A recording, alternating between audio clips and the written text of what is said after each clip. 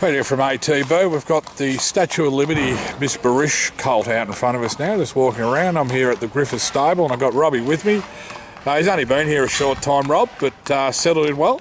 Yeah, good, Pete. He's only been back 7 days. He come from the paddock last week, so he's still a little bit rough in the coat, which is typical of a horse that's rested without rugs.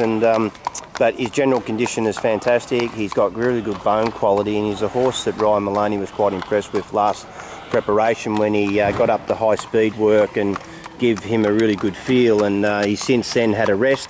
A lot of the Statue of Liberties can grow quite sizable, and he's going to fall into that criteria. He's going to continue to grow and develop during his 2 and 2-year-old year leading into his 3-year-old season. So you would think that whatever happens now, he'll continue to improve, and he's given us a great first impression at his first campaign. Just from a pedigree point of view, obviously Statue of Liberty, Sarah Haylist, who's a champion sprinter,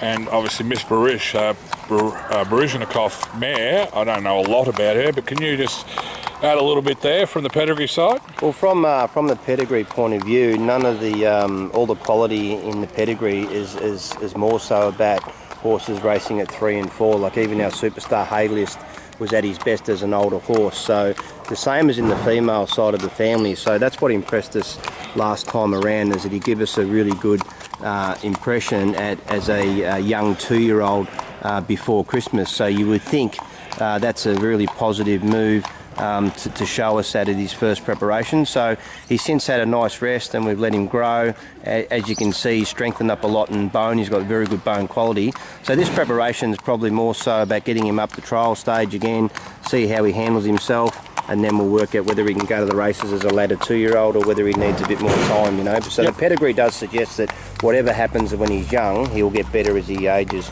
We've still got shares available in this colt, Rob. From a sell point of view, why would, as a prospective owner, why would you be pushing someone to get into this chap? Yeah, I'm a little bit surprised when Darren said that there were shares available in him, because he wasn't an expensive horse, and he come out of the sales in Tasmania, and so he's eligible for sort of a lot of those Magic Millions type races that they have as well. So I would have thought that he would have been snapped up this time last year, actually, when he was purchased. So I would have thought for a cheap investment, a share in him, given the fact that we've already had a look under the hood and Ryan Maloney was impressed with him, you would think that there'd be no shares available, Peter.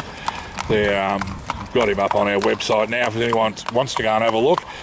Just don't quote me 100% here. It's either $2,500 for 5% or $2,750. I'm not 100% sure, but if you go to the website, the Australian Thoroughbred Bloodstock website, you can have a look. You can have a look at the pedigree. There's a couple of reports up there. This report will be up there. You'll be listening to it while I'm yammering away here. And yeah, look, it'll be a lovely little colt to get into, and a cheap one, Rob.